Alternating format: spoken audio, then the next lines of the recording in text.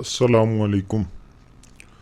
آج ہم بات کریں گے حضرت عمر فاروق رضی اللہ تعالیٰ عنہ کے بارے میں۔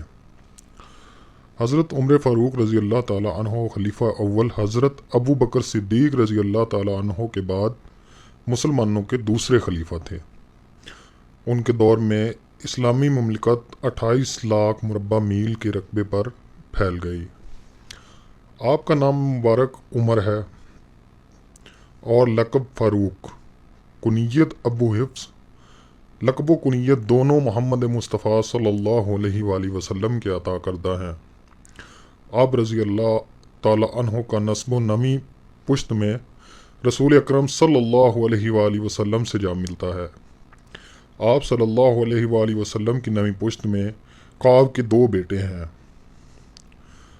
اور عدی رسول اللہ صلی اللہ علیہ وآلہ وسلم مرا کی اولاد میں سے ہیں، جبکہ حضرت عمر رضی اللہ تعالیٰ عنہ عدی کی اولاد میں سے ہیں۔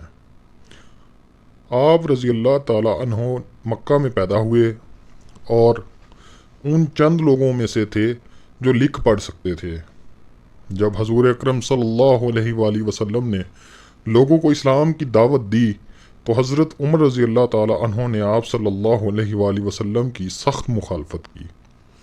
آپ صلی اللہ علیہ وآلہ وسلم کی دعا سے حضرت عمر رضی اللہ تعالیٰ عنہ نے اسلام قبول کر لیا، اس لیے آپ کو مراد رسول بھی کہا جاتا ہے۔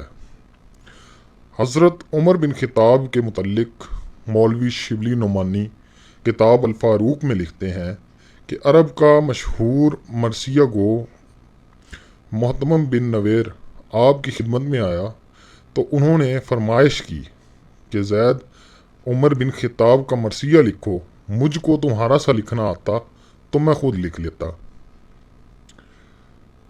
ہجرت کے موقع پر کفار مکہ کے شر سے بچنے کے لیے سب نے خاموشی سے ہجرت کی، مگر آپ کی غیرت ایمانی نے چھپ کر ہجرت کرنا گوارا نہیں کیا۔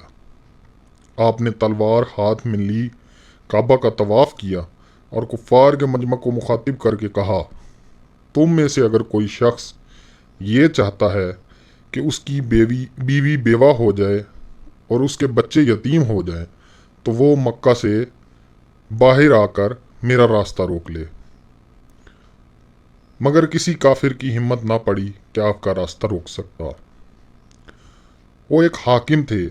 وہ ایک مرتبہ مسجد میں منبر رسول پر کھڑے خطبہ دے رہے تھے کہ ایک غریب شخص کھڑا ہو گیا اور کہا کہ اے عمر، ہم تیرا خطبہ اس وقت تک نہیں سنیں گے جب تک یہ نہ بتاؤ کہ یہ جو تم نے کپڑا پہنا ہوا ہے وہ زیادہ ہے، جبکہ بیت المال سے جو کپڑا ملا تھا وہ اس سے بہت کم تھا۔ تو حضرت عمر فاروق رضی اللہ تعالیٰ عنہ نے کہا کہ مجمع میں میرا بیٹا عبداللہ موجود ہے۔ عبداللہ بن عمر کھڑے ہو گئے۔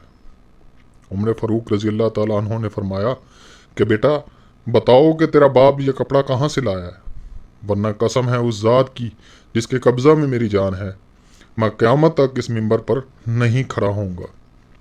حضرت عبداللہ نے بتایا کہ بابا کو جو کپڑا ملا تھا وہ بہت کم تھا، اس سے ان کا پورا کپڑا نہیں بن سکتا تھا، اور ان کے پاس جو پہننے کے لباس تھا وہ بہت خستہ حال ہو چکا تھا، اس لیے میں نے اپنا کپڑا اپنے والد کو دے دیا۔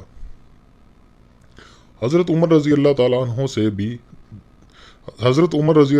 عنہ حضرت علی سے بھی دوسرے صحابہ کی طرح مشورہ کیا کرتے تھے۔ صحیح بخاری کی روایت کے مطابق حضرت عمر رضی اللہ تعالیٰ عنہ کی شہادت کے بعد جب حضرت علی رضی اللہ تعالیٰ عنہ آئے تو فرمایا کہ اس کے نامہ اعمال کے ساتھ اللہ سے ملوں گا۔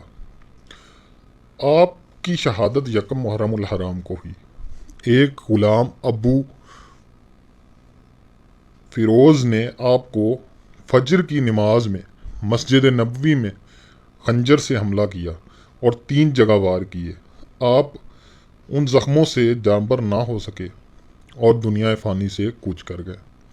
آپ کے بعد اتفاق رائے سے حضرت عثمان کو امیر المومنین منتخب کیا گیا۔